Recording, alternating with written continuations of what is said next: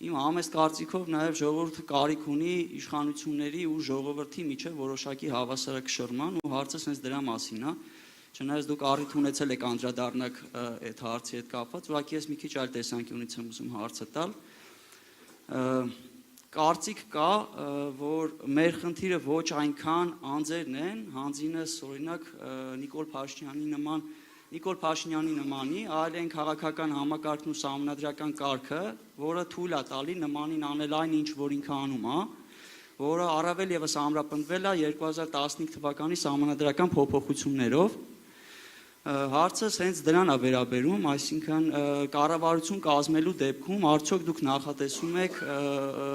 սահմանադրական փոփոխություններ միահեծան իշխանության հնարավորությունը բացառելուն ուղղված,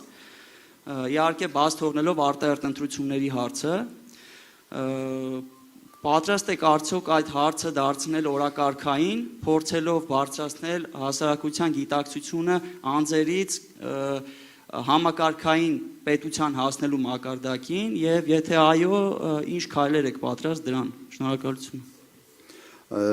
Նայեք, այդ հարցի վերաբերյալ առիթ ունեցել եմ արտահայտվելու եւ իդեպ ժամանակին այս սահմանադրությունը ընդունելիս բացասական եւս արձագանք ունեցել եմ նաեւ հրապարակային։ Ինձ համար այս սահմանադրության մի հատված կա, որը մեծ սենց բաների մոտ կասկած էր առաջացնում, որ իսկապես սենց սուպեր վարչապետության այդ մոդելը կբերի անպայման պրոբլեմների։ Ես լրիվ ընդունում եմ եւ մենք սա տեսանք։ Եթե գործադիր իշխանության ղեկավարը կարող է SMS-ներով ազատել դատական իշխանության անկախ մարմինների ղեկավարներին, SMS-ը ուղղակի մարդիկ SMS ստանում են, թողում գնում են։ Չի էլ կանչում, չի էլ համոզում, սա նորմալ երևույթ չի։ Այո, վստահ եմ, որ պետք է սա փոխել։ Ինչ մոդելով է սա կարելի անել, հակակշիռ առաջնային մանդատ, իմ պատկերացումը կարող եմ ասել, որը մենք խորությամբ չենք քննարկել նաև դաշինքում։ Կիսանախագահական մոդելը ավելի ընկալելի է ինձ համար, որովհետև երկու առաջնային մանդատներ կա եւ նախագահը պետք է կուսակցականացված չլինի։ Եվ այդ երկու առաջնային մանդատները իրար պիտի հակակշռեն։ Դա այն մոդելն է, որ աշխատում է բավական հաջողությամբ Արևելյան Եվրոպայի շատ երկրներում։ Սա տարբերակ մեկ։ Եվ մի բան է առաջարկել մեկ մամուլի ասուլիսի ժամանակ, որ օրինակ դատական իշխանության ղեկավար մարմինները ընտրվեն պարտադիր անդիմադիր ձայների շնորհիվ նաև։ Սա իսկապես կերաշխավորի, որ ոչ մեկ ազգային ժողով չի բերելու նախկին ԿՊԱ-ական, մոլի ԿՊԱ-ական կուսակցական, որը հրաժարվում է կուսակցությունից եւ այդտեղից տեղափոխում է օրինակ սահմանական դատարան։ Ինձ հասկացաք, չէ՞, որ պարտադիր օրինակ նորմ լինի դրած, օրենսդրորեն հստակ նորմ, որ օրինակ սահմանական դատարանի անդամ ընտրվելու համար պետք է ունենա կամ Վճռաբեկ դատարանի դատավոր դառնալու համար պետք է ունենա 50 օրինակ 1% ձայն կամ ինչ որ տոկոս ձայն, որի մի մասը պարտադիր պետք է լինեն ընդդիմադիր խմբակցությունների ձայները։ Սա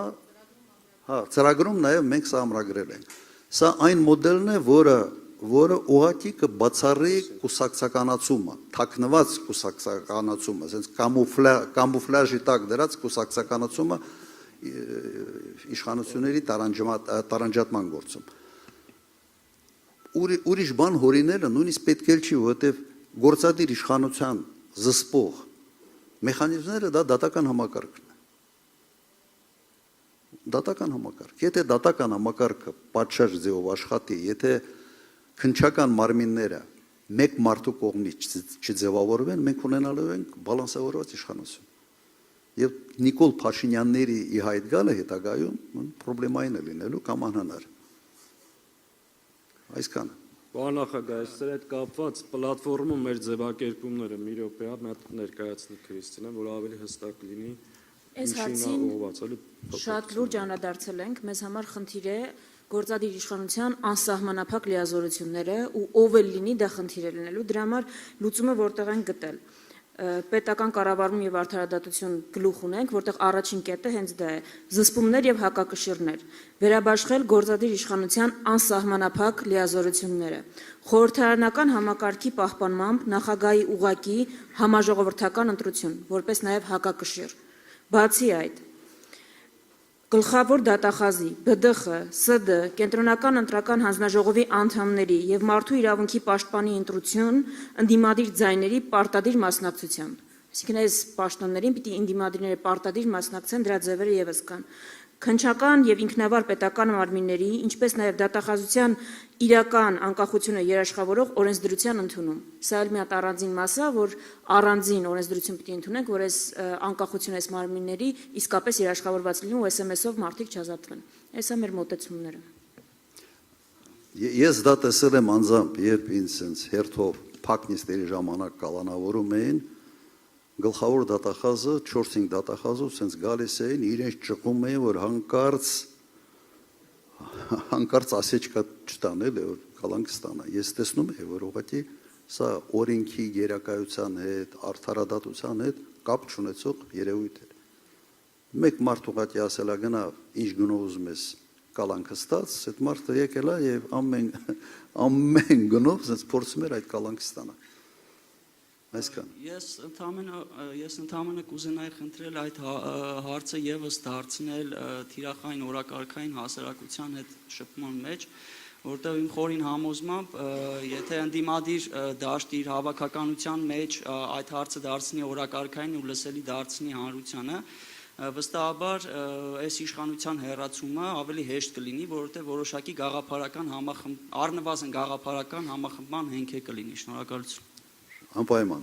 անպայման։